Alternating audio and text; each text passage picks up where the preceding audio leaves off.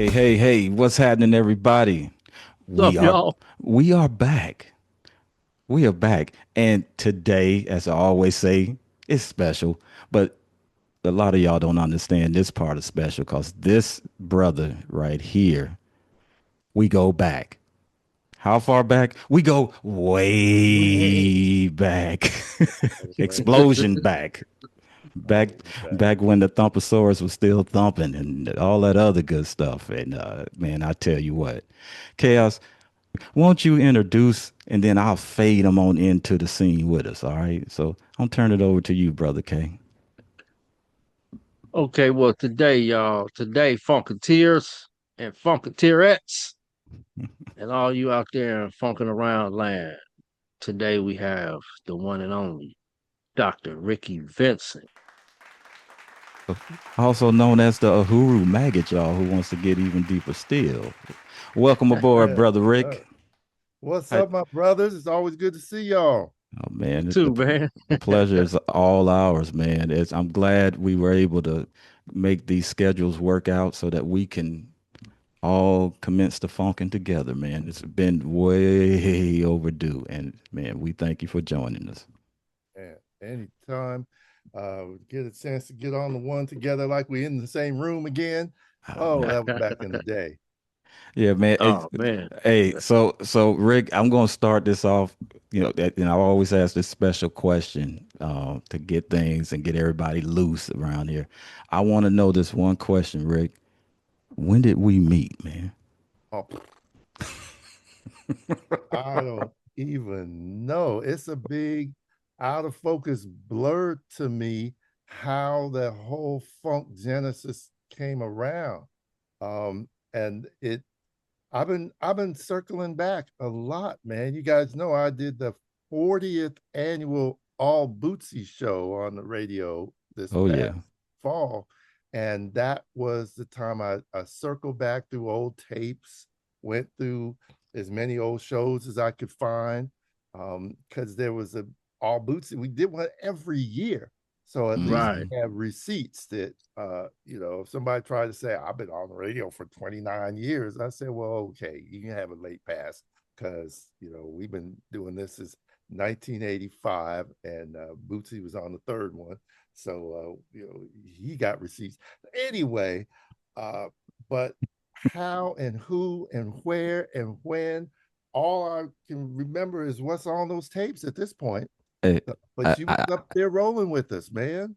I remember because I was going under a different name then. I was this dude named Beatmaster P, right? And this is even before Phil the Funk Instrumentalist and PTFI and Funk Nate, all that stuff. This was, I was trying to dip my toe into that hip hop world, and we came to KALX with, Exactly. I don't know if you can see behind me. It's a group called 12 Gauge in the Hit Squad, and it had a zap loop in it.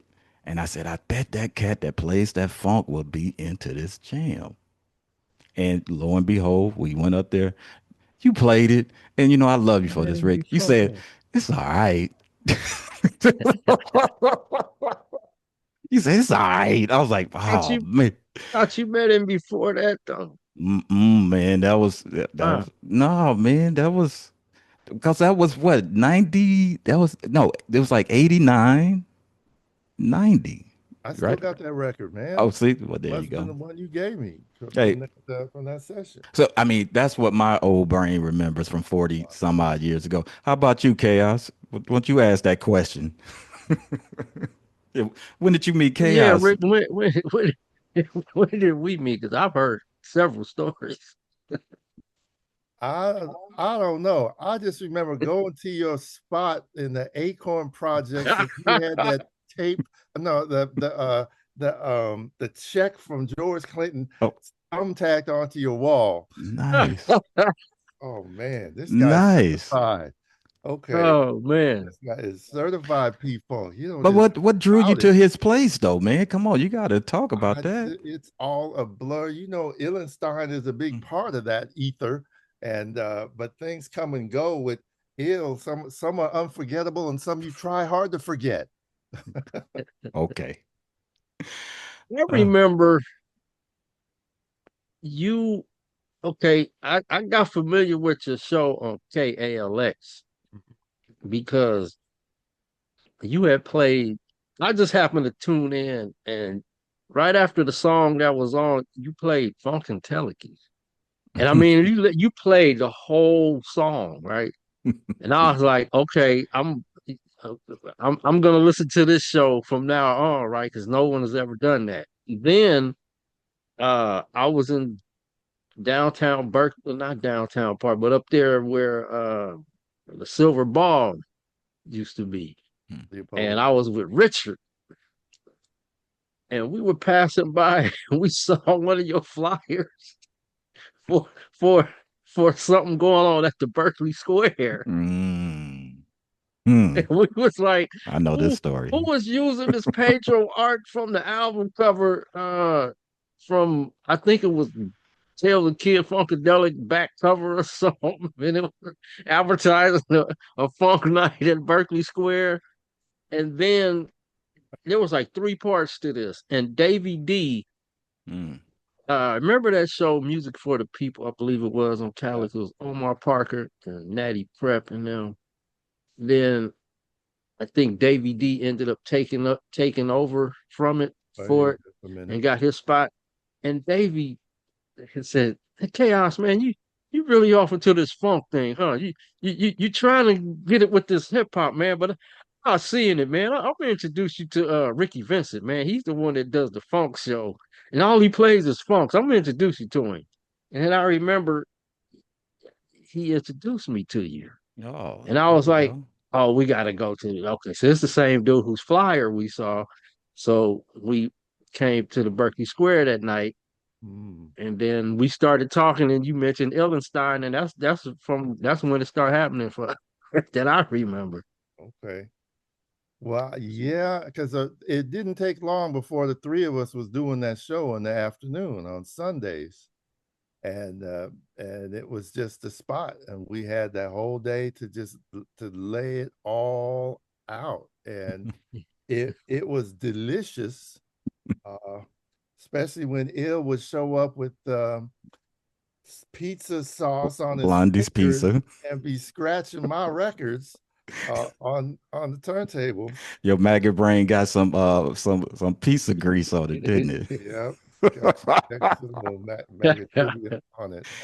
And Oh man, hey, so Oh man. hey Rick, so check it out. So that was the KALX days, right? So what was the migration from KALX to KPFA, where pretty much everybody, now 40 years later, know you? Well, how did that all come about? well, let's see. It took a couple years. They gave me a show on KALX, but um, that was a contentious process Mm, because okay. it was a punk rock radio station. And my guy Last Will was one of the only people that could navigate the punk rock world and the old school R&B soul funk thing because he grew up in East Oakland, not far from the Oakland Coliseum. Um, and people there were, it was one of them things, and we can explain it. It's universal in this country. People were friendly to me, but when it came down to voting to give somebody a show, somehow that secret ballot went a different way, Mm, and so it was it was a little bit of a sense that I had overstayed my welcome there when it oh. came to being one of the sort of a privileged radio hosts that gets the spot that they want, right? If you Mm, dating the general manager, you're gonna get the radio spot that you want. If okay. got the hookup with the club with the promoter, you can get the and I didn't have none of that. I had the funk, and some people was cool with that and some people weren't. And so I could tell, and we had worked hard. Y'all don't even know. We had to fight to open up those blocks of time to Mm, democratize the process. They told us when we got in there. They said, these shows don't give somebody has to leave town, pass away or leave town before a show would open up. Wow. And then you'd have to, and we said, no, that is not equitable. And you are part of the UC system and that has this whole process of diversity. And I don't know what they called it at the time. But you are violating that. We took them to the student senate and went through all kinds of stuff to loosen up the process. And then once we did, a few of us, like Gary Baca, the G Spot, remember him? G Spot, yep. Yeah, Yep. and some of us, we were eligible for shows, and we would, but you still had to submit to like a vote of some volunteer committee. All that stuff was going on. It was interesting how it was playing itself out, and it seemed like I was playing myself right off the air, and watching that happen, Davey D and a few other people, maybe Spliff Skankin, Spliff, yeah. they had started at KALX and moved on to KPFA. Okay. And I would sit there and talk to them, and they say, "You need to make that move, Rick. It's not sustainable where you are." And KPFA by then, had lifers, had people that was into the radio for their whole life. And I remember when I started, I got in there, my second year at Cal, and it was creepy that there were people in their 30s still doing radio shows. Ew, we can't break that. And now I'm twice that age, and still, holding it. I'm not trying to keep anybody off the air, but I'm still hungry, to do the funk. But they said there's adults in the room, Rick. You can do the show. You can get recognition and respect too. And so I had to get in there and work hard at it. There was a sister running what was called the Third World Department there. Her name was Barry Scott, and it's a legend in Black media.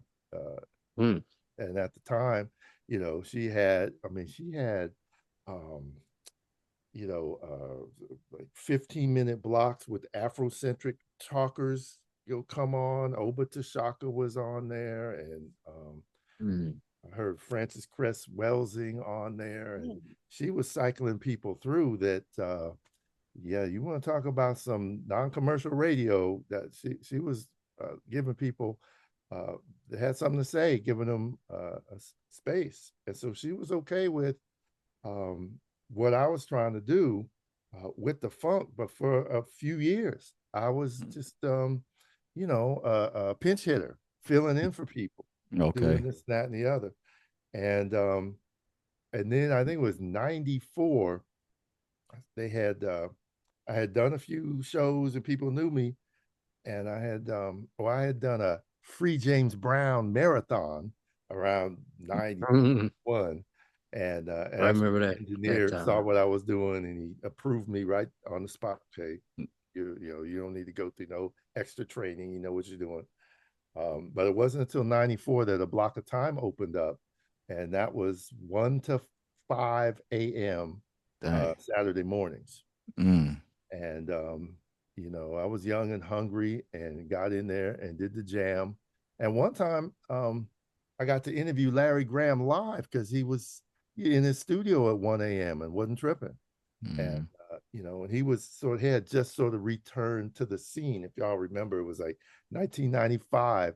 They had a show at the Fillmore where they hadn't been heard from in a long time. Yeah, I remember that show. I remember someone stole my car and you had to give me a ride home. Oh man, that's right, Phil.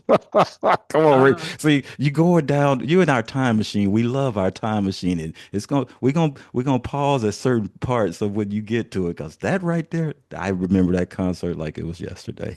Oh boy. I bet. Man came back, it was what that song say, broken glass everywhere. But no, continue, man. I'm sorry. Just brought boy. us up, man. Yeah. So I was happy on the air at all. Shuey Varela was the I guess music department chair, and he's now running things over there at the KCSM, the jazz 24-hour jazz Mm. station, and so doing Mm-hmm. what he's doing.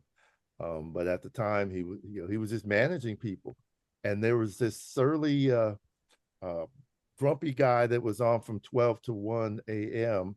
and he did a show called Rockin' After Midnight, and he was playing 1950s rock and roll, and he was bitter because his audience was already asleep by midnight, and the shows weren't on tape like they are now, where you could just click and listen to anybody's show. And so he complained, and he finally bitched and complained his way right off the air. He's like, "You don't like Mm. it? Well, you don't have to do it." And so he kind of stormed off one day, and they said, "Rick, you wanna do that?" And I said, "No problem." So I moved from 1 a.m. Then I moved to midnight, and then Davy D, he was on Friday nights at 9, Right. Right. and they had give that was the first foray of hip hop into the whole KPFA pantheon of culture and music, and it freaked the old guard out. They weren't Mm. ready for it.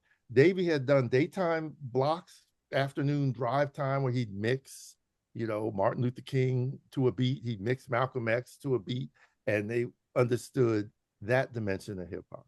Mm. But Davey's Friday night, I think it was called the Friday Night Vibe, that Mm. was a free form thing, and it he let everybody in. MC Knucklehead would just come in and just start rhyming, MC Big Time, whatever he want. Mm. He didn't edit or censor. He just opened space for hip hop, which was hungry. Y'all know that. Oh yeah. And Oh so he yeah. didn't have any problems with content, but the old guard gave KPFA a stink, because there's a whole process of Mm. listeners and a committee of the programming board. All this stuff was going on, and so Chewy got a mandate that something had to be done, and so he flipped Davey and myself. So my show went from midnight to 9 p.m., and they moved Davey and the hip hop set to midnight, which is Right. where it is now. Right. Now it's on the air midnight, and it's a cool show, and that's the where hits are played. Right. Wow. Well, And yeah. so that's kind of the legacy of that. And Yeah, I thought I man. was moving on up, going from 1 a.m. to midnight to 9. And then in the middle of that process, somebody came in and said all the schedule has to be streamlined. So all music programs start an hour later, yada yada. So it moved from 9 to 10. And that was about 97. And I remember I was salty about it. And I made a promo cart with James Brown screaming on it. I was like, "Who are these people? Who are these people? Wow, that's a punk!" And that's still the cart for the show. The cart is the promotion commercial thing. Well, it And was we've in protest. been there. It's been there ever since, and the show's been there.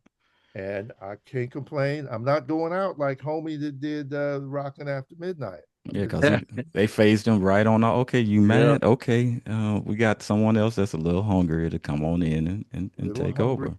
And that was what I learned in the training back in 1984 at KALX.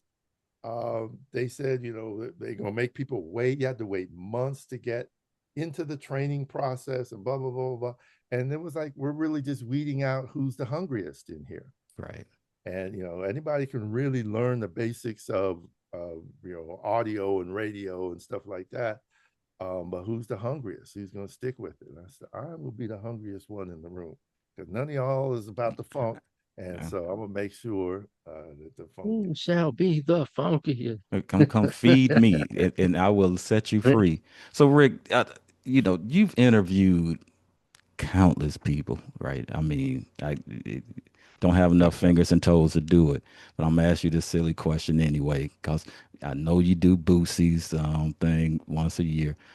But if you had to just pick one interview and had to replay it on an island, and it was the only one that was left, I ain't talking about, well, then I would do this one or maybe do that. But if it was just one, which one would it be? oh man. Didn't know I was gonna throw that bomb on you, huh? Hey Because man, we funking there's around over here with there's been PTFI and David so Chaos, baby. many of them. You I know, know. That's why I come. the one with Junie was hilarious. Oh, Junie Morrison was nuts, and he was on a mission to promote his final album. wow. So Junie. He called me and Rickey Vincent. I mean, I was like, oh, what's up? And so he was into it, and May I speak to Rick, please? Is Rickey Vincent? Which one is Rickey Vincent? so that one just Can you point him out to me? it just hit me because he was because everything he says is funny just because the way he says it, even Right. dead Right, serious right. information, and just talking about Ohio players, talking about Wow. when he met George Clinton. See, dude had stars and moons cutting his head, all that stuff. I was like, damn. So I could just he painted a picture of him and Mm. Sugarfoot sitting in front of the club, and George Clinton walks up, stars and moons cutting his head. See, yeah, I'm in this band called Funkadelic. Y'all need to check this out. So that was maybe the most delicious one. Mm. But I do remember that night, something might have been there when Blackbird was playing in the Bay and Bernie Worrell was playing in the Bay, and they both came down, and we Mm. just plugged in the equipment and Oh yeah, had a yeah, jam Ooh. session there. Yeah, You man. That know, was special that night, man. and yeah. it was nice. PTFI recorded that on video. And we got some of that on tape. But Somewhere. then Bernie and Blackbird kicked it on the air, and they was just having fun together. And they weren't really interviewing with me, but they were just on. The energy was just a delight because it was, so off the beaten path for them. They Hmm. weren't on the tour bus. They weren't going through the regular motions. They were just sort of bumping into each other with the love. And so that was maybe one of my favorite moments. Of course, George came in there one night with the whole entourage. Bernie was with him. I remember that. And the violin player, Oh uh, yeah. Lily Hayden. Lily Hayden, was there. And Yeah, I remember. I think we was there that night. a bunch of characters came through, and George was up there using using language that you're not supposed to use on the air. But what you gonna do? 7 second delay wasn't not in effect, I, huh? I never used it. And so that was a pretty hyped moment. But a lot of it is just you're going about your business. Sometimes you hungry to hear how some music happened. Sometimes you just feel like, oh no, this person deserves a light shined on them. They just do, and so I gotta go do this. And sometimes they reach out to you for the same reason. They either hungry or they kind of want people to know sort of the whole path they've been on and things like that. So it's got its own life, man. There are days when I'm like, I'm tired of doing interviews. Phil, you editing these things, and you know how much work that is. Man, who you telling, man? Hey, but I gotta do this. I gotta reel you back because you didn't answer my question. Well, I said three, but No, I Oh, well, the I want question to the add one question was if he if it remember. was one. So it can't be one. You can say, no, I can't answer that, and I'm cool with that. well, it's probably Okay, let me jar your memory, Rick. Do you Oh, remember uh the day you were interviewing George Clinton and they were to play at the Fillmore in 1989, October 17th, and then the earthquake hit. I Now, did that interview get canceled or were you on the air talking to him when it happened? Because me and Illenstein were on our way up the street. We just passed the Silver Ball, and then the ground dropped, and we thought we tripped each other. We was like, "What's going on?" Buildings start creaking, and then we just uh, kept walking up to the station, and everybody said it was an earthquake. I remember now that there was some interesting conversation ahead going into that, and they canceled the show. But I don't mm, know. there was it would have been on tape because I was walking to my dad's house that afternoon and lost my balance, and people were running out of these houses. I'm like, why are they running out the house? I mean, I just because I'm clumsy and lost my balance walking down the street. What's all that about? And a few blocks later, I get to my dad's house, and there's the picture of the bridge had been cracked and all that stuff. And the pieces started to come together. And it took a minute before I realized everything's gonna be shut down. And that means that P Funk show is gonna be shut down like Oh that. yeah. So Fillmore got damaged a little bit. yeah, everything had to go through some kind of inspection, and they tore down a lot of things, a lot of those freeways that were built, right? In San Francisco and Oakland. They said All right, y'all. So I'm So gonna he be that. still hasn't answered the I'm question, still gonna be that dog with a bone around here because I What's get the all that, and that's beautiful. And we gonna get to some of those interviews, y'all. Don't worry, don't be impatient. We gonna tear the roof off this sucker tonight, man, because we got Rickey Vincent over there, man. You talk about history of funk. That's a plethora of funk right there. So man? That's a lot so of fun much. that Yeah. I've done forgot so already. so so so so it's imagine, just imagine, man. You stuck on the island. You only got one interview that you can listen to, man. And everybody out there know their place. I mean, everybody's beautiful. Junie, George, Blackbird, Larry. Man, if it was one, that's all I'm asking. And then we'll move on. Go ahead. Okay. Well, I did a phone interview with the Godfather of Soul, James Brown. That's what I That thought. Okay. dude is That see salty, that and that's what I he was gonna put my money on right there. I was waiting for that. There you go. and James I'm still Brown. unpacking things he told me in 1993 I know you are. about everything, I the way it know. went down, and because that was right after his famous later prison stint, and then he did the pay-per-view concert Yeah. thing that time, and it was a Mm. it was a well-produced show. So for the outsider that all they wanted was a glimpse of the old school James Brown, they got what they wanted, and then they just abandoned him. And Yeah. there was no more mainstream anything for James Brown, not a cameo, not a talk show night, nothing. And he was salty about that. Mm. And it was a big thing about sort of this legacy of Black genius anyway. But he was salty, and what I eventually it sunk in. But you can't even put a measure on who and what James Brown is. So for some little spunky college radio hack trying to set up an interview with him after all he's accomplished, I'm sure he was a little bit spiced up just off of that. And Yeah. it takes all kinds because they did the same thing to George. Mm. And what did George do? They said, "We're not gonna play me on the radio. Y'all don't want none of me on the radio. I'll go on a college radio tour, and we'll Mhm. try and we'll go to where the people are at on these college radio stations and go to this, have interviews with them and get the love." And then what did they do? They took pictures of us all at the KALX station, and then like a week later, a package came to KALX, and they had printed all those pictures and gave it Mm. to the staff Nice. at KALX. And that's how there's that picture of some fool for the funk with the Atomic Dog shirt on, showing like a newspaper article to George in the studio. Because Oh, Nice. I remember that picture. I Okay. just went down there, and and it was just it was a for us it was a magnificent moment.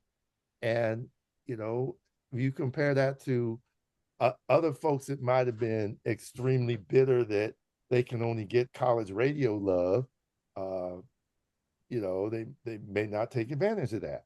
Right.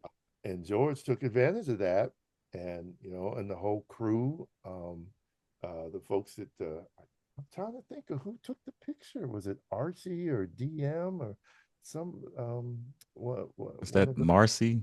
Was she Arts part of and the? G. Marcy. No, It what? was one of the bros that was rolling with the mob at that point. And Hmm.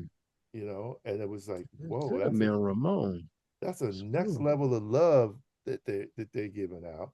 And Excellent. Yeah. we run into a lot of those cats, and they're all for the most part, they love the attention and the affection and the respect that we give them.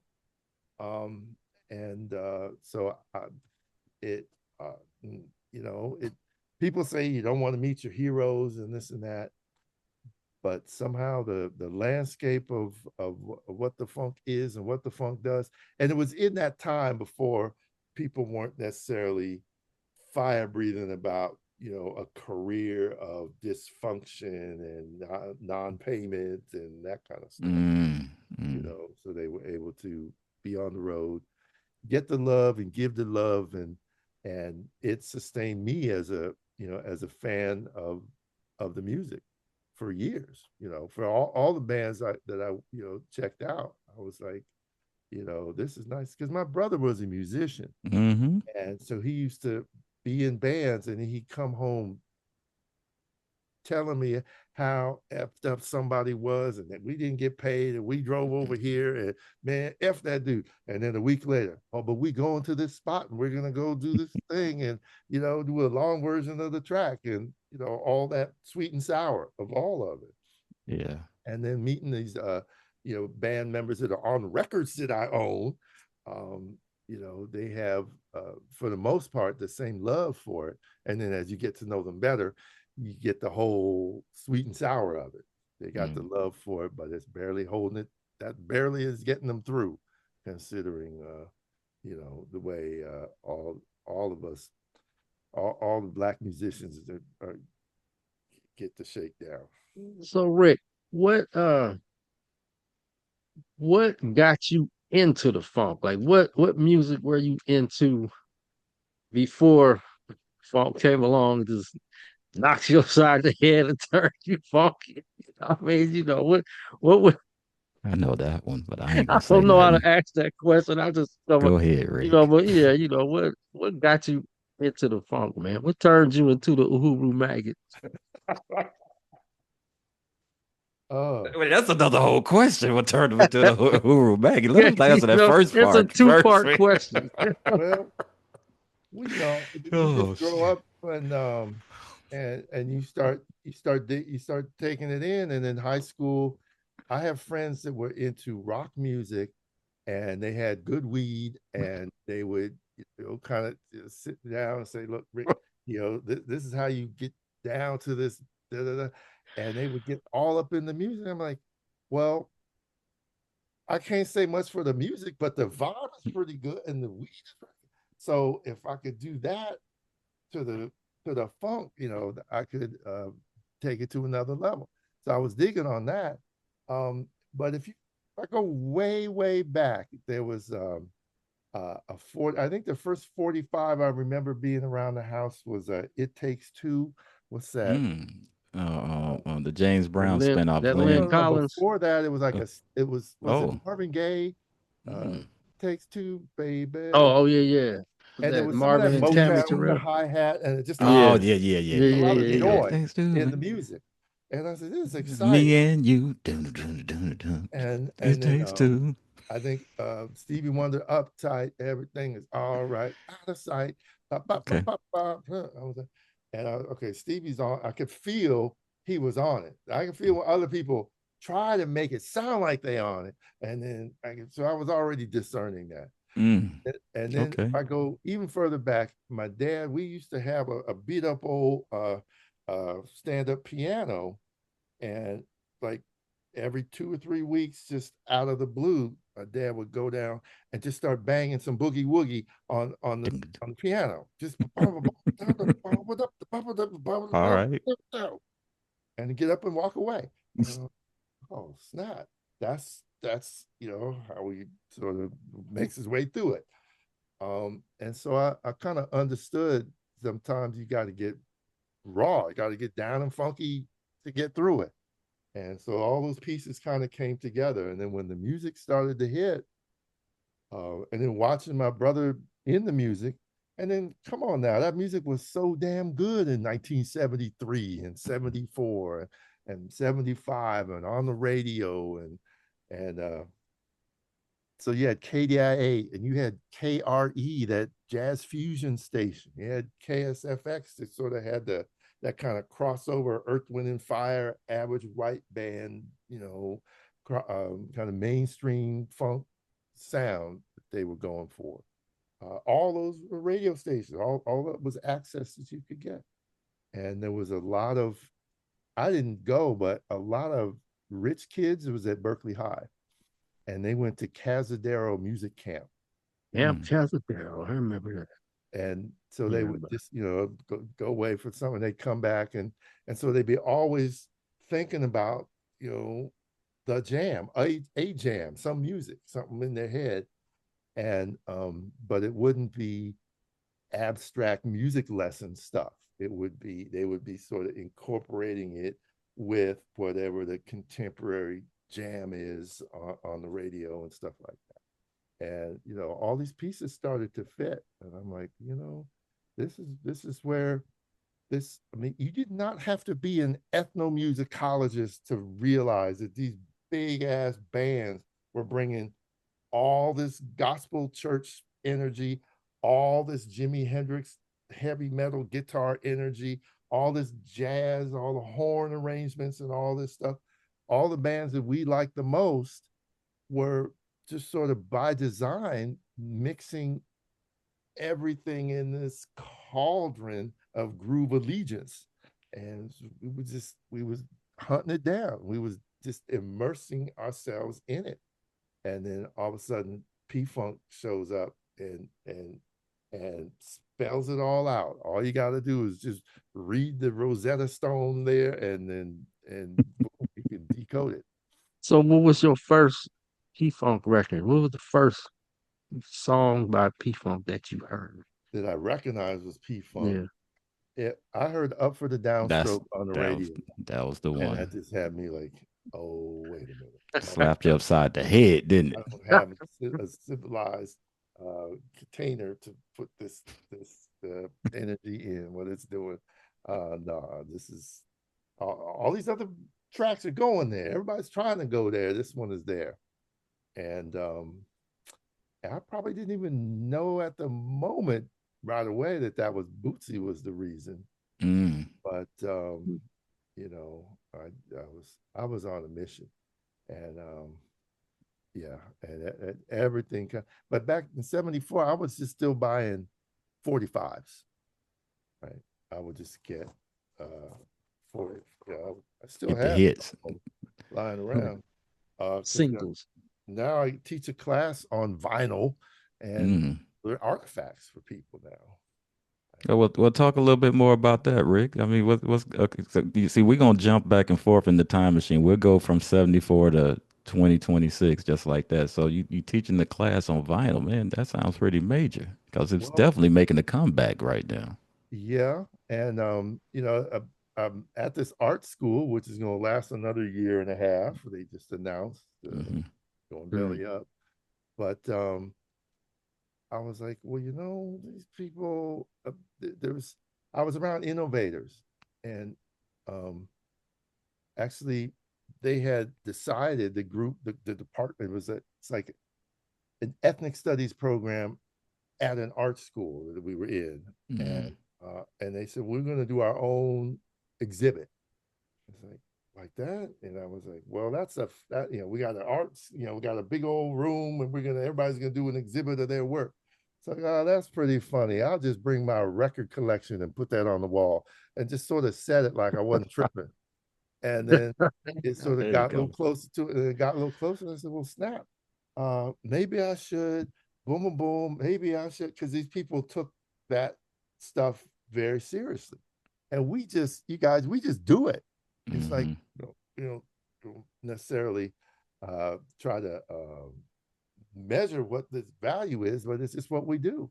And I got Otis to come with me, Otis Jones, Hey, shout and out we to went in Otis. there, and Yeah, shout out to Otis. they gave us a budget. So I went to Michael's, where they have that artwork stuff. It's Right, Oh right. metal, yeah, yeah. Like and I got the fancy cases that you could glass case frames, and I made a whole triangular display of all this classic vinyl that mm, all of us have in our collection anyway. mm-hmm. And and I did a little presentation. And I'm like, yeah, I do this. Whatever I do. And they're like, whoa, that's fascinating. That's such an artifact. Oh, I was like, snap like that. That's Yeah, like man. what we do, but it it's from the outside in, it represents other things. It represents a lot. And I never took that seriously. And then I said, well, there's a lesson behind all this. There's a lesson behind the marketing of it. There's a lesson behind the art, the design of it. What a Yeah. great visionaries. Because most of our favorite bands, there's a visionary or two in the band that Mm. is designing the layout, that is going to, even if it's Sats and the Ohio Players. That was work to get up there and to Chicago and get those models to Mm. photograph, to play That was one definitely model. visionary, man. And then it might be And someone that's not even in the band, like a Pedro or Overton. And how come you on, man, that that's is their a world, specialty. that's a world behind the world, and that's all about artwork expression. So it was like, dang, all these pieces fit totally, totally fit together. Yeah, because sometimes you know you have a fool for the funk, right? And Sometimes, Well, the sometimes vinyl itself is a work of art.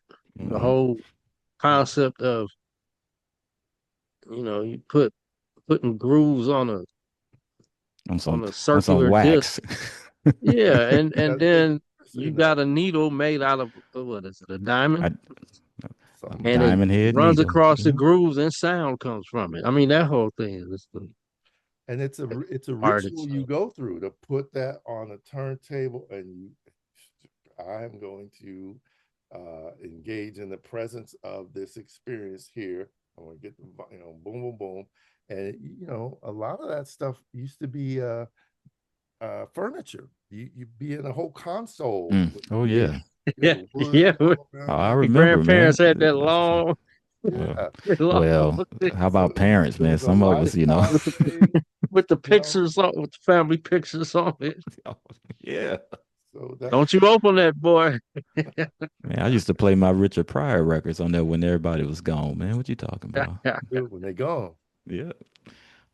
Okay, so man, so that's beautiful, man, because the world as we know is all about instant access, stream, and blah blah blah. Get this and move on to the next, move on to the next. But that's great that you're doing that, Rick, because there's generations that don't know nothing about They don't have that, a man. clue. And I get the youngsters, and I can throw little memes at them. And one of them said, "Nobody remembers their first download. Yeah, Everybody remembers their first vinyl record, there you go. Right, right. Right, whether they play right. it or not. They remember having that experience." Well, Yeah. now, Rick, didn't you used to teach a course on funk itself? The And closest I got and to, how did that come about? well, I started working at SF State after undergrad years at Cal, and SF State. Um, it was a very activist place, very creative place. A lot of stuff always jumping off. And some dude was teaching a class on rock and roll since the 60s. I think that was the name of it, or rock music since the 60s. And I Mhm. said, that's an interesting topic, because to me, funk really emerged since the 60s. Let me see what he does. And I went in there to the room, and it was a very big class. And he had all these handouts and these charts and these little designs and things. And he got up there and he said, well, this is what we're going to talk about. Somebody asked him, well, where are we going to talk about the blues? And he Mm. said, well, we're not going to talk about the blues in this class. And I was like, oh, snap. Hmm. So Okay. I got up, took all the handouts, and left, and said I could make a class that's more relevant to my experience in my community, and we will be talking about the blues. But the whole thing was, its its focal point is going to be the funk, and it didn't take long to realize when you lay it all out, all that blues, all that jazz, all the rock and early rock and roll, all of that is sort of heading to the funk in the first place. And some will say it is the funk. You can ask Ray Charles. So it's all heading there. And then you have the funk, Soul Train, Don Kirshner's rock concert. You have the funk in the seven. Everybody wanted it. Everybody wanted it so bad. They gave up on waiting for bands and they just had DJs play it. And the DJ became the source of that funk. And the DJ became the source of all the dance music, of all the disco, house, techno, and hip hop. And so basically, it wasn't hard for me to spell it out and say, well, you can put the arc of Black music together as heading to the funk, then there's the funk, and then everything comes from the funk. Now, you can call it what you want, Call it but whatever you want, but the pudding, it's all right there. yeah, Right, man. right. And I don't know, nobody's ever argued with me. So, well, you can't, house music is really derivative from, country and western. No, it's not. It's DJs that wanted to keep you on the dance floor in the 70s. And what are you doing there? And well, that's disco, and disco is by definition low calorie funk. So anyway, don't get me started. That's So all right. Go it ahead, is the man. thing, because there was this woman, these people. I got a friend named Scott Brown who does a lot of music history stuff, and he worked with this woman at the University of Dayton, and they Mm, put Mm. uh, a Dayton Funk Symposium together and have people from across the country, around the world, actually come and talk about funk mm, at the University of Dayton, which is in Dayton. It's a private school next to Dayton. It's not like it was some of their first exposure to the Dayton Black community, basically. All this happened in 2018. And then they brought me, I got in there and did a talk on 2018 was the 50th anniversary of James Brown's Say It Loud, I'm Black and I'm Proud. So I mm, have a little bit to say about that. Mm. And then they asked me back to do a like a keynote, if you will. But a few things happened around 2021. There was also pandemic time, and so I did it on Zoom. But the all the scholars that were there were like, because I showed them all, I made the charts and said this is how the music works and the funk, blah, blah, blah. And they turned around and published that thing, and they sort of recognized its substance that was there, and it's not just some fool, just getting high and making little diagrams about. It mm. was like, this actually fits all the evidence. And that's when I realized, okay, I don't know what the other music history lessons are trying to do, but I'm not trying to make this stuff up. We all lived it, but it's something we all lived, you guys, to the point where we don't even know how to kind of step outside long enough to give it to shine some light. Yeah, see how it's been recognized by some other cultures, man. Because some folks, man, I'm turning the funk on to out here where I'm at now, and they're amazed, right? Because it's different, man. It's like, where's this been all my life? It's been right here in front of you. Where's it From been the all my life?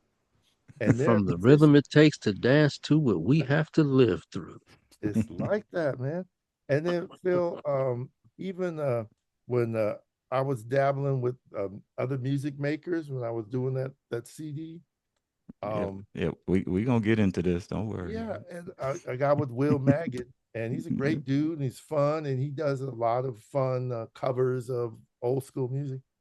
And I would show him songs I wanted to do a cover of, and he would sit down and try to tinker and figure it out. And he's like, "Man, this is too complicated. I don't want to do this song." Well, what are they teaching you in music class? You know, Yeah. if you can't do, some of the, and he can do them, Yeah. but they were not prepared for just the level of, the intricacy and the integrity of the way these jams were put together that we were raised on. And we can't even, it's hard to explain to folks that don't know. You got to wait till they want to know, Yeah. and then you kind of spell it out. And so that's what I do with the classes and the show. The show is still there, hasn't moved. And if you want to know, well, the proof is in the pudding. It's right there. And It's right there slapping you upside your head, like I like to say, man. Hey, figure it out yourself, because it's just gonna hit you. so, And oh, go ahead, Rick. Go ahead. Don't let me cut you off. Keep flowing, brother. Go ahead. no, go ahead. No, I was just gonna say, man, because I've raised this CD up like two or three or four times, right? So, let's talk about that for a second because of the interviews. I kind of alluded with like, what was your number one thing, but I know it's hard to just pick one. So, if people don't know, this is where you can get some of those interviews and some funk at the same time if you pay attention, right? So let's get back in the time machine. Let's go back a little bit and I don't remember the year we started that thing, but it was Maybe 2013. I yeah, don't know. but actually with some of the interviews it's even further Oh, than that, right? goes So way back. yeah. No, but see, I was watching you, Phil, because you was nabbing people in the Bay Area to produce uh, records with, and Mm, I was like, well, how much is this Phil's vision or their vision? Because you were doing Zootzilla, shout out to Zoot, and my then you dude. were doing the Illenstein "Listen While I Tell You of the Clones," and, Right. and then you had the New Trinity Revolution, which sort of was out there on the side, but you had Boogie on there, Oh man, right? Boogie, And yeah, Boogie my you had, song. That's and then French. you was producing some of those slapping beats for Ron Cat. Mm, With he said, I could just hear him say, "You put that extra slap on these for me," and because that's what you did. And mm. and then you approached me one night at a Cat Delic show and said, Mm. "Rick, you're next." Oh, that's right. That's right. Oh That's snap! And right. I understood what you meant because you had That's right, Rick. See, man, my and you put membranes all have that slipped. hypnotic bump on all their stuff. And I said, "Oh snap!" You can do, and it's just the whole diabolical notion of doing some kind of funk lesson in the context of electro hypnotic bump, and it lent itself to the content that was in a number of these interviews. And I Right, said, man. That just get at some of these tracks and see if these interviews could have a home.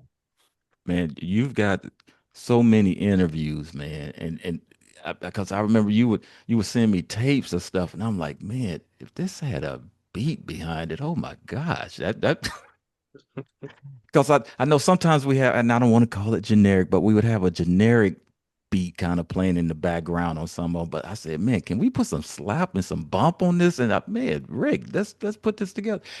The rest was history. And a But hook and a man, bridge. It's right, it's not a right, mixtape. It's a jam.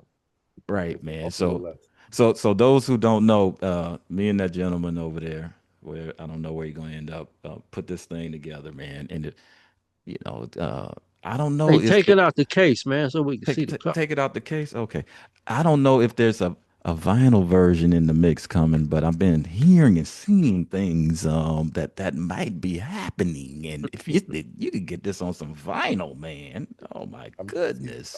these people that be they're finally That'd getting be to the cool. point where they No, can flip it produce. around, flip it around. What, man? Just flipping it around. Take You the see the how plastic is there. Yeah, okay. yeah, Oh, yeah, okay. I see what you're saying. yeah, Oh, so it don't have that. Okay. Bam. yeah. There you go. Okay. Right.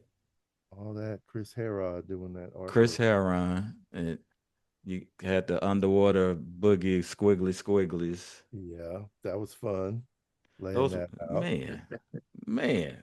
And then the inside is all underwater. Yeah. So that was nice. I'd like to blow that up and make a whole double vinyl out of that.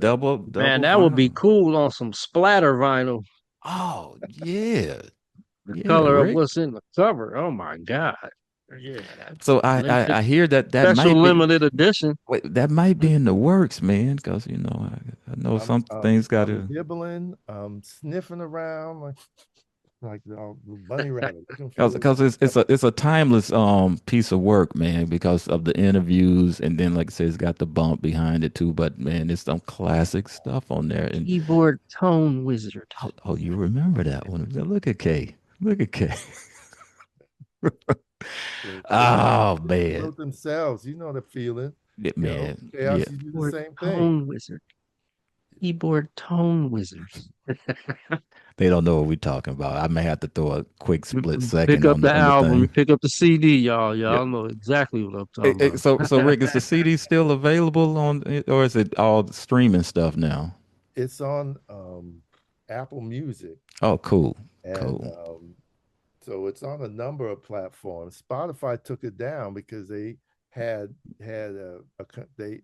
they erroneously assumed I hadn't paid for the clearance of the sample of the payback that's on there, and I had Well, Spotify strikes Spotify's falling again. anyway, Here where so they go. What's up with that, Spotify? Come on. they falling anyway. So so That, yeah, I don't we'll, we'll, like we'll skip right past it that's then. Ricky Vincent over there. But come on, man. Don't get me out here protesting Spotify now. yeah, But but that's we other than we that, we'll it's digress. that's still bumping. But I I don't know about you guys, but I still run into a lot of people who have like a Bandcamp website with Mm. that's just it's just you know bumping, and it's still alive, even though you can tell they haven't checked it in 3 or 4 years. It's still hot. It's still jumping the way it is. And I'm like, there's no reason why I couldn't do something on the side like that. Mm-hmm. We put extended remixes on a page like that. Yeah, And Bandcamp is having a resurgence because they just announced that they're not having any AI music on their platform. Right. So there's a Right. lot of real music on Bandcamp. uh, that's a good approach. I don't know if you can verify it, but that's a good approach. Oh Mm-hmm. no, it's verifiable. VOOGLE.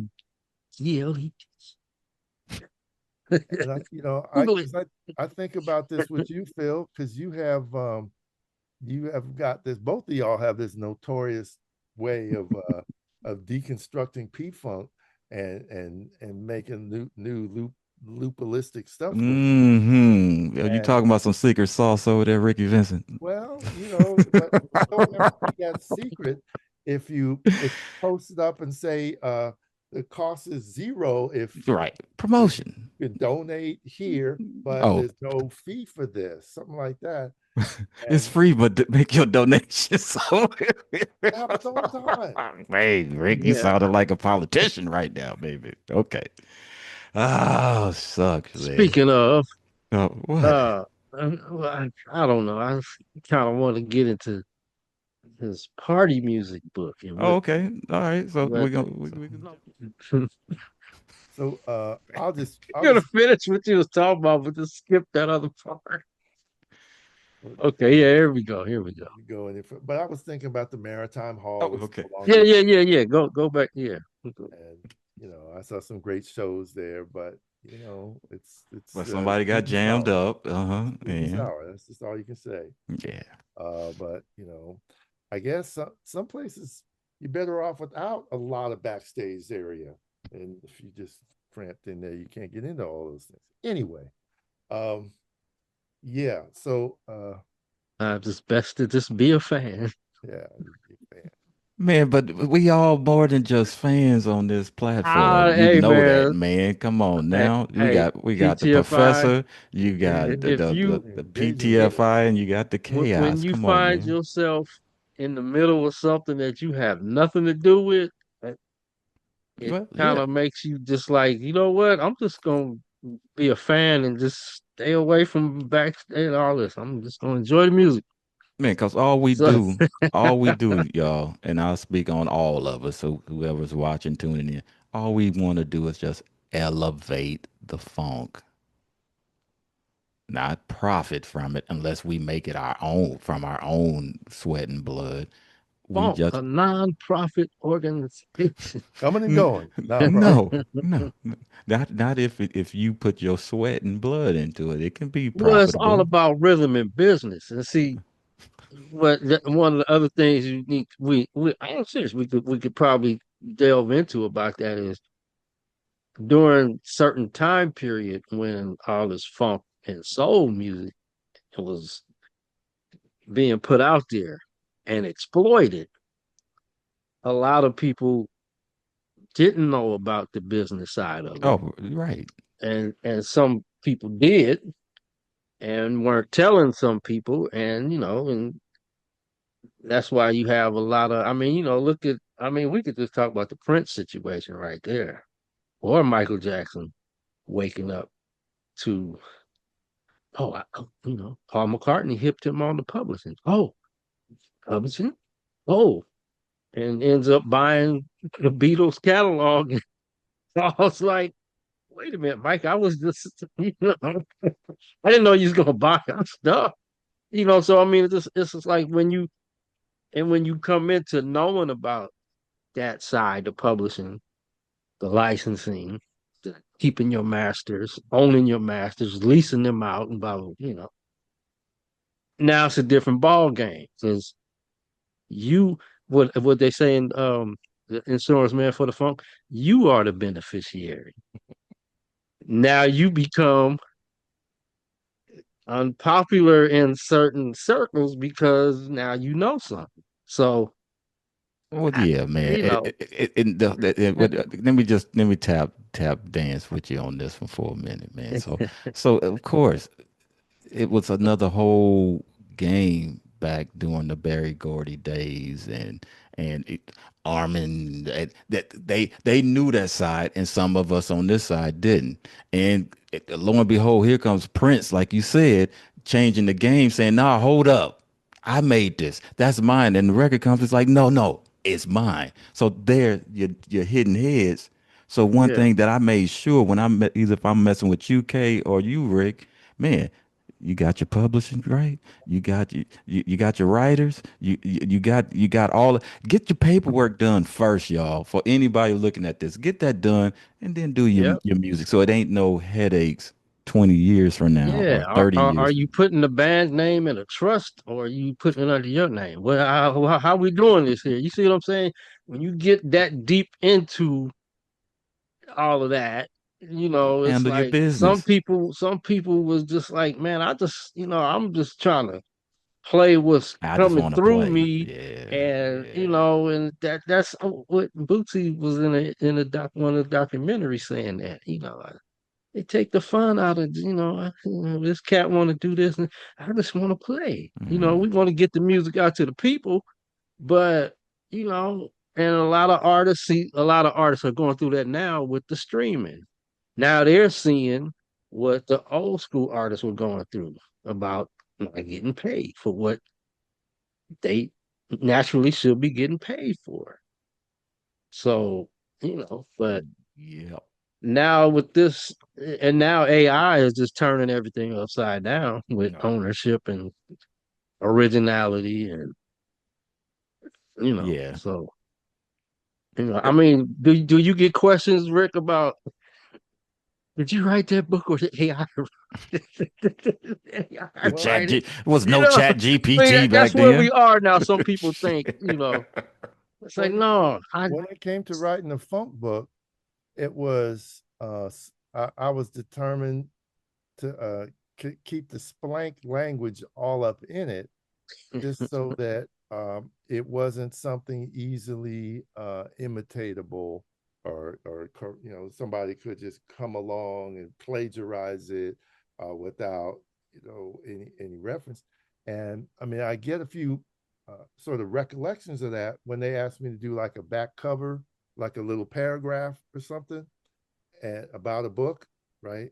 I remember when George Clinton's autobiography came out, And they Hmm. asked me to put the back cover. I said, well, George Clinton, perpetual moving target, parked his mothership and blah blah blah. And I said all these different things, but it was just like I had to turn up the splank language and get something out there that only the Uhuru maggot would be saying. But all of us Funketeers think Would that way understand. anyway. Right. You know, Right. it's Right. Babylonian language, and so the funk book has a lot of that in there. So it's not that easy. But the whole point is you can't just talk about the funk and be square like that. That is inappropriate. You No, know, no compute. it doesn't connect. So that had to happen for that, and that book was not designed for the academy necessarily, although it's used in classes. And Phil, you That might was for want to. the funk heads. Well, yeah, it's for the Funketeers. But And Rick, you it's in won, and 4 languages now. but So you won something through. It says, and I'm looking at your history. You won a ASCAP Foundation Dims Taylor Award for music writing back in 1997. that was from the book. That's what I'm saying, man. So, man, you know, And that and was you kept it with Splankalicious dialect, man. and it needed to be that way. But see, the thing is, to get to continue getting paid, I'd have to be working for somebody that would, let me publish on a regular basis, which doesn't happen. Mm, Um, I got a few little things jumping, but not at that level. Y'all talk with Danny Bedrosian, yes. and he was like, those people asked him to write and asked him to write again and Mm, asked him to write some more.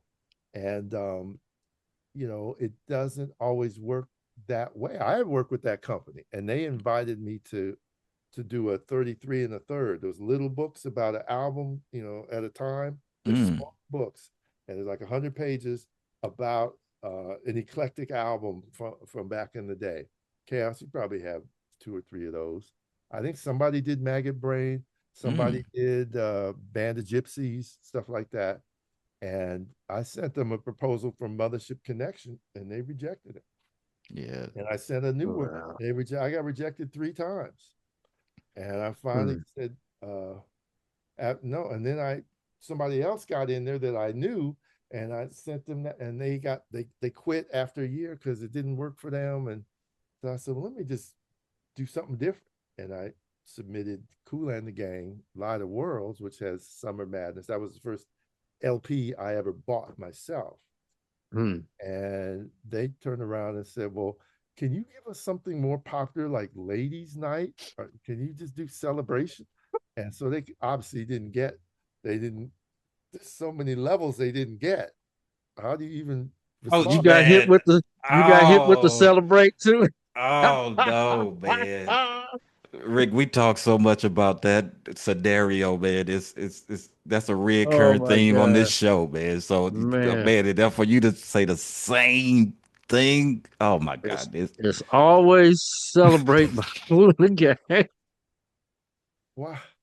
And I love those guys, I do too, man. And I know I do they too. still making millions off of it, but Uh, that was the turning point. Yeah, that was the nadir, It was like, forget a mothership, man. We out here in another universe now. Y'all can keep on going around this solar system. We out here with these other folks.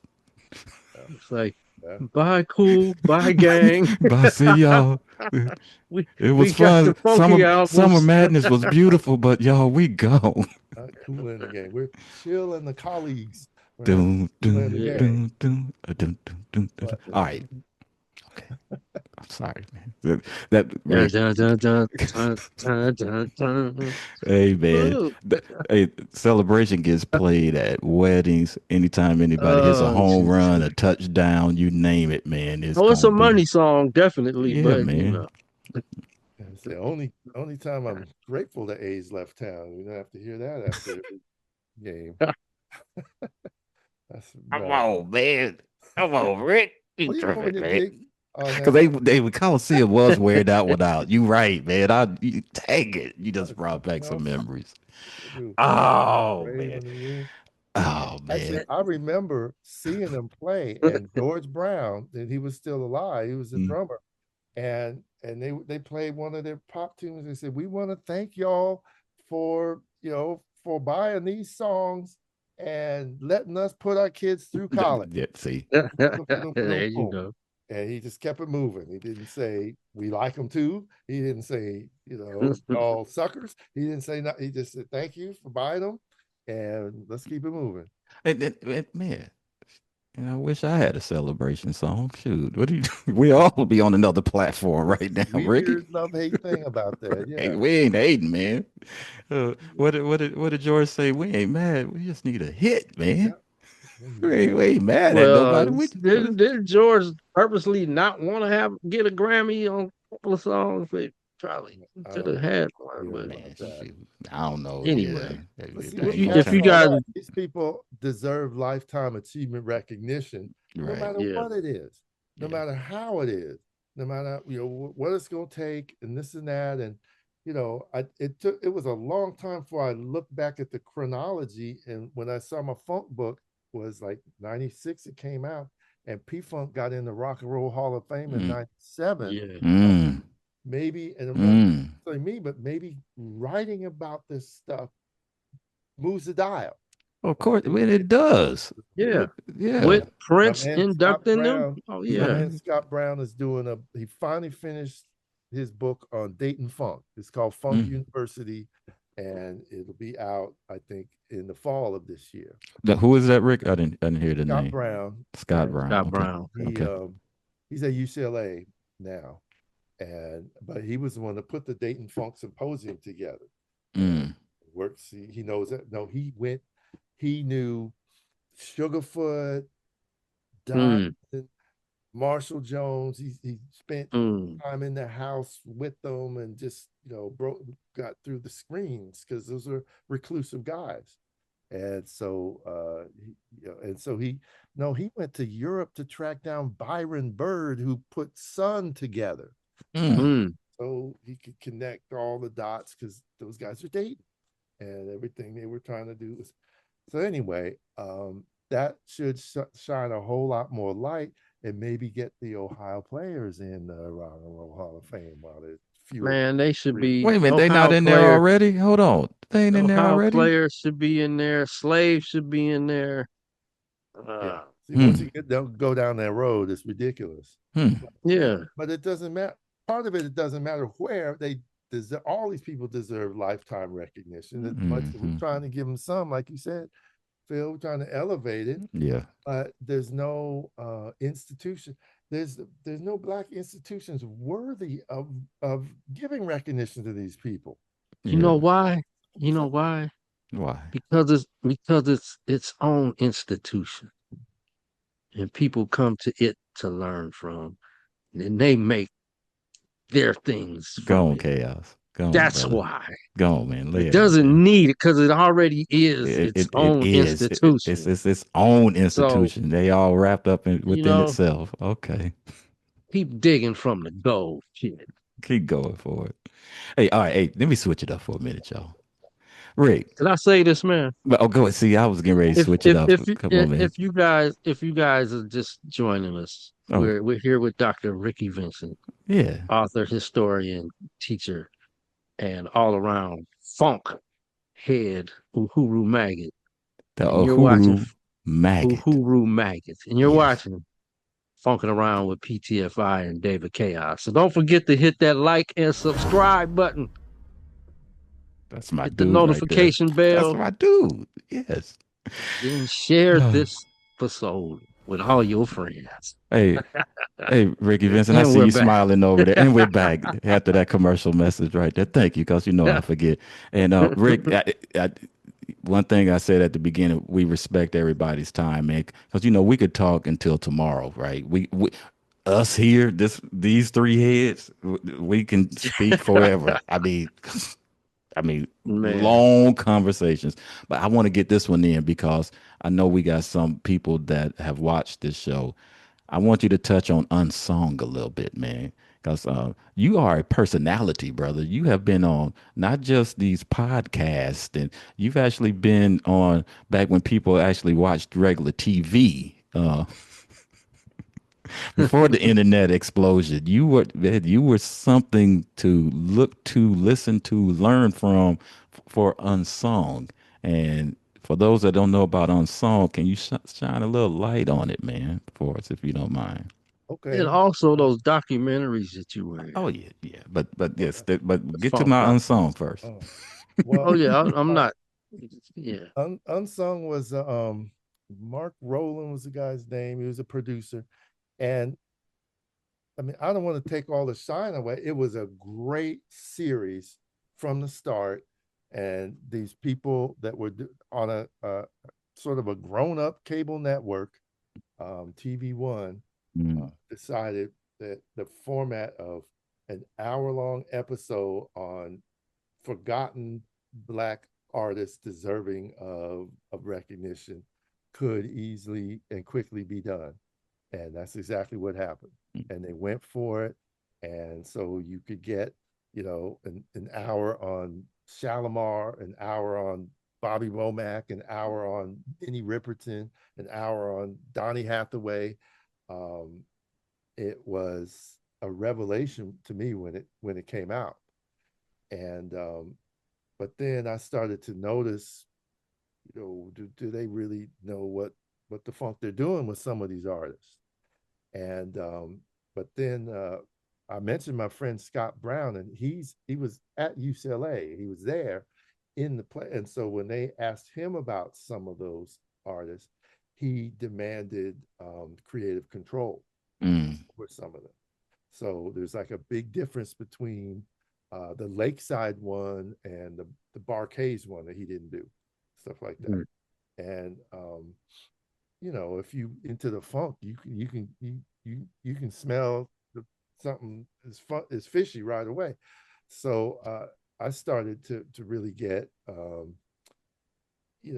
sort of dig in critically with some of those. And then Scott reached out to me. He said, Rick, they asked me to do, because he produced, I think, the Ohio Players one, the mm, Lakeside one, and maybe another Dayton band that was around.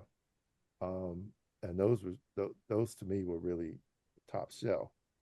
Um, and he said they want to do a George Clinton one. mm, And he said, that's not my thing. You need to talk to Rickey Vincent if you want to do a George Clinton one and get that right. And so they flew me down, and I started talking about George Clinton, and I tried to talk about the thing and talk about the mothership, and they wanted to know about who he didn't pay. They wanted to mm, know about what he wasn't, where did he hide the money, mm, what I'm like, well, Armin Baladian, well, it's the gang stuff is coming and going in all directions. Don't So I had to sort of mitigate some of that, but that episode, I wouldn't necessarily be the most entertained by that episode, the George Clinton episode that they did. mm, From about the second or third time down there, I said, "Look, I'm going to do the Sly Stone one, whatever y'all are talking about. Just make sure that when somebody's going to do the Sly Stone one, let me in the loop." And eventually um, somebody decided to do it, or the guy that runs the whole system wanted the whole series decided to do a Bobby Womack episode, and Mm. um, asked me to be involved, and I said I'll be involved if you let me talk on Sly. So I went down there, and this is what they can do. It doesn't look like it. You see all these different episodes, but sometimes they bring somebody in, and they'll just say, "Okay, for the next 20 minutes, just talk about confunction. mm, Get that on tape. For the next 20 minutes, mm. just talk about Wilson Pickett, and we'll put that in there." And so at some point they start mixing and matching, and that's not a terrible thing. Nah. Um, like I said, I was on. That was my mission. That and trying to get them to do Jimmy Castor, Mm, because I knew he had cancer and he wasn't going to last, and to get them to do Charles Wright and the Wasatch and Third Street Band, because those guys were foundational and they're based right in L.A. It would have been the cheapest episode they'd ever have to do, but they haven't done either one of them, and they're sort of moving forward into, you know, But, later Mm. eras, but Jodeci, stuff like that. Right. so let me just throw a little 2 cents on that because I always tripped on the name Unsung when the episode you're talking about with George Clinton. They said Unsung. I was like, I Unsung the who? Them over there, or y'all over yonder, or something? Because Mhm. these aren't they weren't. And this is just me talking. They weren't really unsung. These were my Celebrity. sung about heroes that was being labeled as unsung. So I maybe I missed the whole concept. Maybe they were talking about, yeah, Well, see, they're I, not unsung to us, you but to you them, bringing the up others, yeah. you're bringing up a deep syndrome of black originality and appropriation that goes on. Well, bring it, man. Because Well, yeah, that's what we because do. I mean, this happened. Y'all remember that TV show Undercover, New York Undercover, Yes, I and it yeah. was the yeah, bro yeah. and the Puerto Rican cat, Yes. and it was just steeped in culture. And they had an artist at the end of the night. I Mm, remember yeah. Somebody come up Billy and Paul perform. singing Yeah. the end. I mean, it was just cold. It was Mm. tight. It was cold. It got popular. So what they do? Bring in some non-black people, bring in some white people, thinking they could capitalize on it, and the thing sank It because it yeah, didn't it changed. no longer had that. And so Unsung suffered from that. And Okay. it was like, oh, we need to do more and we need to be bigger. And I was like, no, you don't. You need to go deeper into the, the roots of this stuff. And but that Yeah. wasn't the vision, and that wasn't the who they had to be accountable to, Mm, to keep mm, it to stay on the air. got And you. so they made a business decision, to do um, more 90s acts Yeah. as opposed to more It changed. 60s and It 70s definitely acts. changed. Yeah. And You but that's understand because of the strength. George and P Funk being unsung, but I noticed they did start doing groups that were kind of like they're known. They're like they got their props, you know. Yeah, Um, and they could have done it. And but see, it's a it's a it's a wild thing. If you was down there, Chaos, you could probably get them to do, a whole Junie Morrison episode. That kind of, Mm, if you was working with, you could do a Bernie episode. If you was in the loop, those things happen. Uh, mm, and mm. we're not in the loop. We in Northern Right. California. We're yeah, not down that's why there. I'm not in the loop. They wouldn't do what I'm. But I mean, Be you have like, to put up with a bunch of other nonsense, and then. But that's why I said I was on a mission to do the slide thing. Yeah. I didn't want Yeah. them to f that up, because I see right. them miss the boat on some of them, and I'm like, no, you can't miss on slide. And I remember after the slide one, first of all, they got lazy, and I did too much talking on it. But then Slide's daughter Novita Mm. reached out to me and said, "Thank you for telling the story like it needed to be told." Nice. Mm, right. Man, I know you felt vindicated for that, man. That Felt made you feel. vindicated, because we didn't know what would unfold afterward, And it's great that Questlove did what he did Oh yeah. Yeah. and Yeah, that continues to was do what he nice. does. Yeah, And that he's was nice. trying, and he's putting a budget in there to actually do this. And I'm like, why isn't there like one NBA player with like Mm, a love for the music that could donate a, a penny Smidgen. sales worth of, of money you never see anyway to creating some kind of foundation for recognizing and sustaining these artists that gave us so much, that give them the soundtracks that they doing their dunks on. So I that's have a theory, but we that's a won't get into bittersweet that. Yeah. that's a bittersweet thing. But Yeah. the bottom, Yeah, well, anyway you slice it, we're doing it ourselves. Yeah. We're Yeah. giving them the love, giving them exactly. recognition, and you can't go wrong with that. Yeah, Hey, I mean, Kate, it's you had something else you wanted to piggyback on about documentaries, I think. I went it on. was just some of the documentaries that because Rick popped up in one of those documentaries about P Funk or Funk that I can't remember the name. I think it was like Funk and the something. But I mean, you've been in like Hey, a few, man. hey, Talk about like hey, what it, you know. wait, but let me jump in, Vic. Last night, just last night, I had it on the YouTube. Guess who pops up looking about 40 years younger, talking about P-Funk, man, with his glasses on, looking all serious and astute. Name And of it, that one, man. man, What is the name of that one? I don't remember, man, but it had everybody in it. Boogie was in it. Right. Yeah. It was one of those good ones, Rick, that I don't even know if you remember it, man. But I totally remember it because that was the oh, first one. okay. That was her name is Yvonne Smith, and she flew me down. Mm, It was maybe my book was only out for maybe a year, but it was the only book. So I was mm. getting close to a scholarly person that could try to explain some of that. Because that's what I said, postmodern tribalism. Rick, I almost took a picture of my screen. It was gonna send it to you. I was like, "What is the Huru maggot talking about up Well, that's the whole point. The super groovalistic Folks, prosophistication. That's all we're trying to The say. thumps bump. the thumbs bump in parentheses. That's, you know, you don't have to cognitively understand it. You just Man, but it was beautiful, man. I said, look, there go our dude, man. He's been representing for decades on this, man. And that's why we feel so honored to have you on the show with us, man. If we hadn't said it before, give I'm me saying it you again. guys sustain me, man. That's This is beautiful, man. January is tough because this is the first year without my guy Marlon Kemp.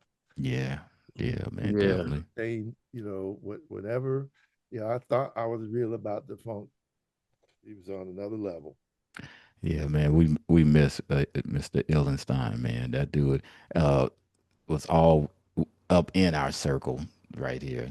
Sometimes it would be good, sometimes it was bad, sometimes it was ugly. But you know what? That's what That it was was. Illenstein. That was it.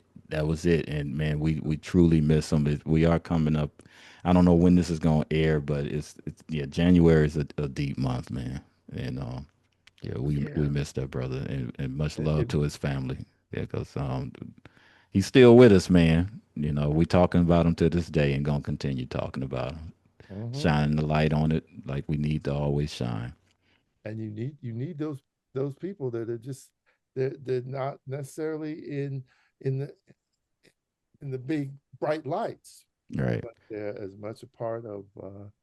of of the life force that's there. See, you talking about unsung for real. You see what I'm saying? I mean, Yeah, let's Yeah. get an hour. Let's do an it's going unsung it, episode on the maggots we want to do with. Let's ooh, the that whole would be hour on in Illenstein. That'd be that nice.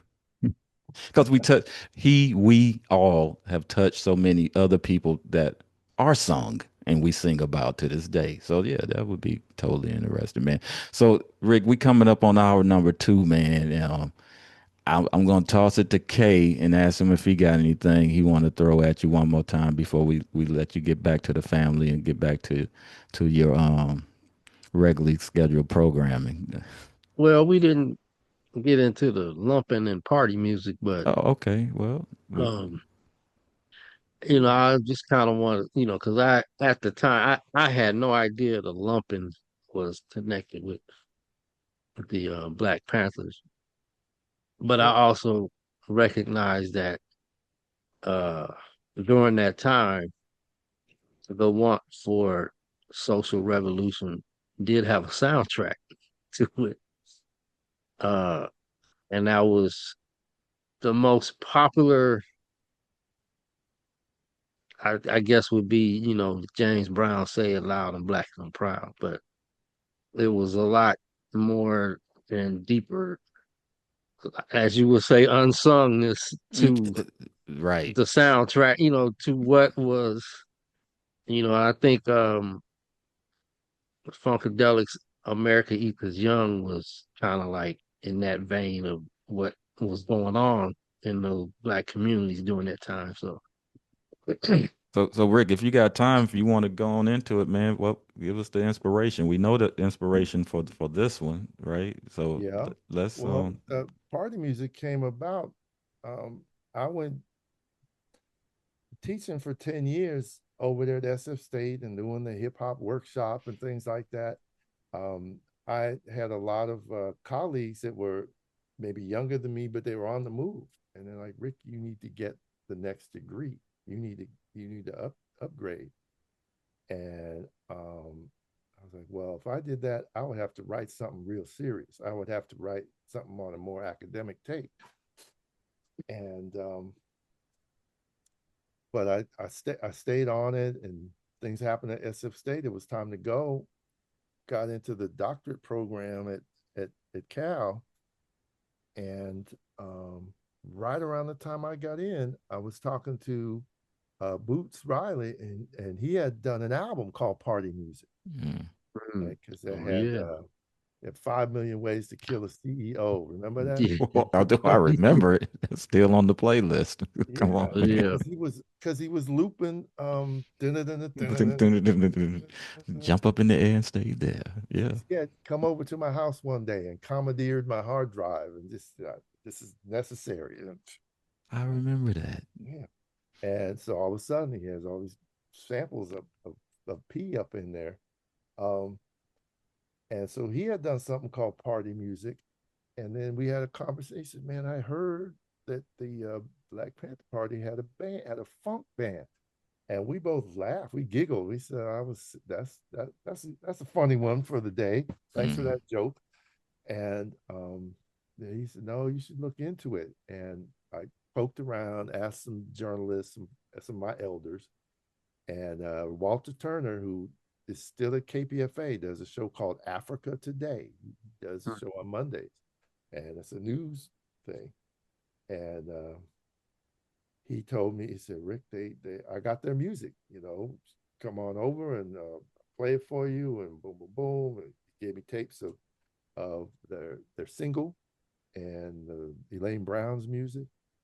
And by then I was starting to do more of that serious graduate school research, and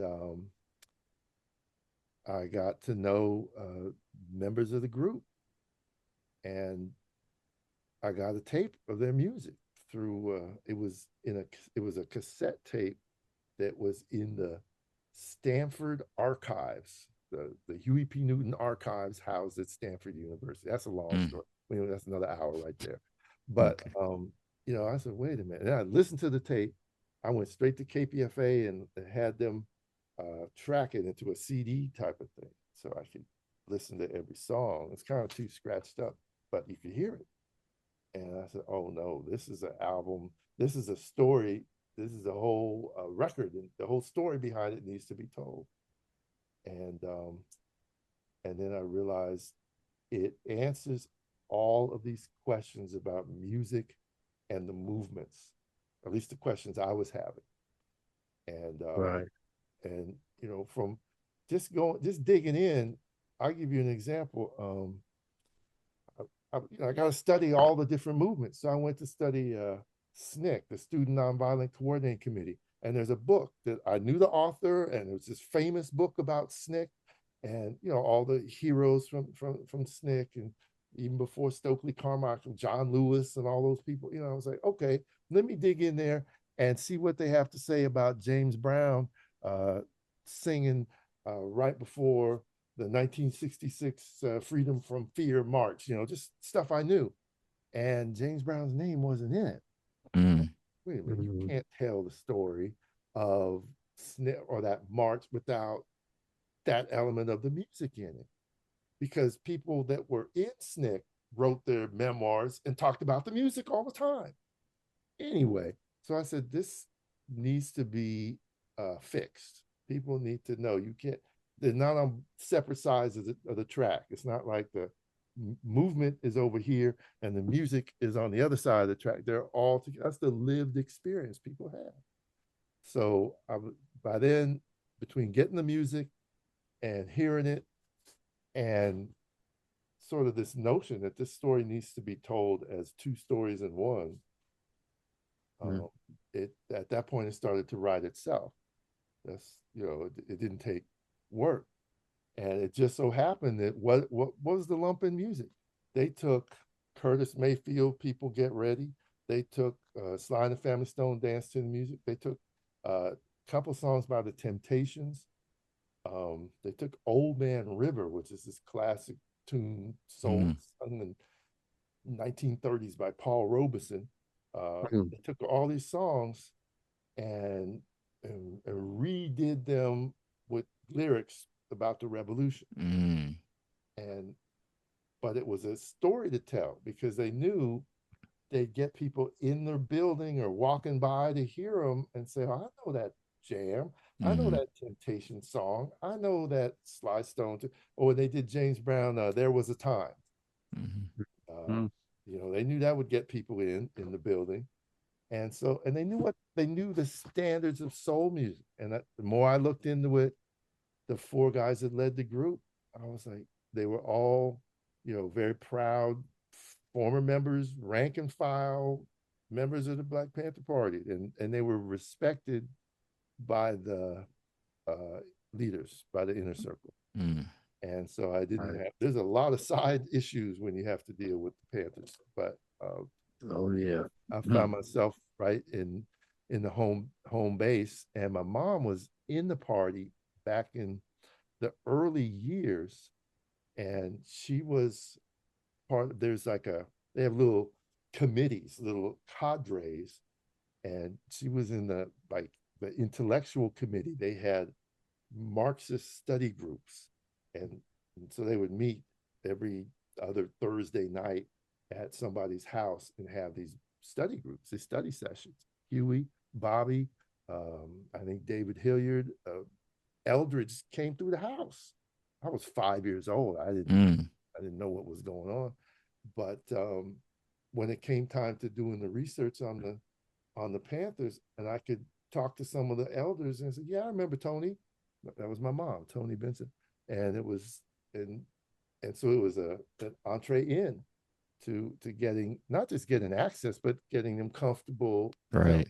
the story. Because the one Right. was everybody wanted to say they were a Panther. Nobody wanted to say they were a musician and they could party down. And that Mm. took about 3 or 4 tries to loosen them up. I say, didn't y'all run on stage like the Temptations and wear them puffy shirts and do the big steps?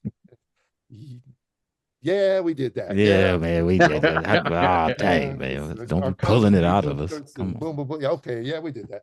So, but it was folks weren't necessarily comfortable, um, sort of kind of popping the bubble of that. So, we were human beings. We did what we had to do, and then at the end of the day, uh, we got down. I mean, there's no shame in saying that.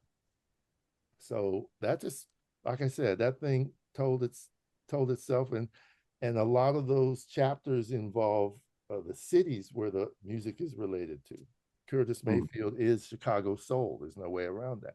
And Right. so you get into Chicago, or what else is happening in Chicago? That's where Jesse Jackson was. That's where Nation of Islam was. And so then that's where Fred Hampton was. Boom, boom, boom, boom, boom. And so you can make those ties. And I think everybody should be able to go down that road and make those ties. And I said, okay, this, and this, like I said, once it starts writing itself, you don't even worry about if you have permission or not. It wasn't until I was finished. And I remember sitting you have to have a committee of people and they have to approve what you did. And Mm. well, Rick, you kind of did it a little differently. And I remember the two esteemed professors were looking at it, and I said, well, is this a dissertation? And the other one said, dissertation is whatever the three of us say it is. Mm. Well, thank you very much. They were okay, but they gave me permission early on Oh, okay. to do it, Right. Right. and part of it is, and the funk thing, you guys. I mean, I went through a lot of drama getting the first funk book together because people I said remember that. you can't tell the story. You can't. It's too complicated to try to organize a tale like that. And Chaos, you was already saying it's bigger than you can really An kind of write about. institution. It's its own So Old institution. that's the institution. thing. Yeah. And so, but by the time I got to party music, I said, okay, look, I got to tell 8 stories at once, covering the same time period of like 69 to 71. How am I going to do that? And if you come in with 8 of the songs and each is a chapter, then you got the music, You can weave it all together. at the rhythm part, the James Brown chapter. You got the soul part with the Curtis Mayfield, and all of these things, um, sort of, they have a place, or you find a place for them if you're on a mission. So I like to get on that mission again, but some of these things you can't manufacture. The run, the drive. You just have to Yeah. let it happen. Hey Rick, that all we know is, man, you're representing funk, culture, knowledge, truth to self, all rolled into one, man, and we And all appreciate it. history. And of course, And history. the history. So I'm gonna ask you at this point, brother Rickey Vincent, do you have anything that you want to say to the folks before we turn it back over to the regular scheduled broadcast? I just want to say thanks you guys for keeping the funk alive and breathing fire with it the way you do. And I feel, uh, I watch other people do it, and so it means a lot to me that you guys are part of the home base doing this. So thank you very much for Right focusing on, man. on the way you do. And I just hope we can all do our part, because it's going to take everybody to turn this thing around. Yeah, man. Yeah. Because we are all going through it one way or another. It's deeper than 3D right now. It's beyond deep. Saying deep is saying that it's light. And we know that it's not. But we gonna keep doing what we're Just doing, Rick. And, deep. and hearing that from you, man, that means a lot to us, man. Because it takes some work to make this stuff happen, man. And like I said before, we truly appreciate you carving out some time in your day to make this happen, man. And before we call it quits, I want you to hang on after we sign off because I got to rap with you about something. So don't hang up yet, Mr. Vincent. You stay right there. But for everybody else, we want to thank you once again for tuning in to Funkin' Around with PTFI and David Chaos. And Chaos, what would my big sister always ask before we get out of here? What we need folks to do, man? Hit that like and subscribe button and that notification bell. And Believe it make or sure not, you hit the share believe it or button. not, y'all, that helps. I mean, It helps a lot. hey, somebody said, what was it? Funk is a nonprofit organization. Don't show it. Well, it depends on how you I'm set just it gonna up. I'm just gonna laugh at that. Okay. So yeah, But y'all. anyway, But anyway, thanks again, Rick, for your All right, time, man. And all right. from the heart, man. absolutely. Just thank you guys for tuning in. And we'll catch you on the next one. All right. Peace.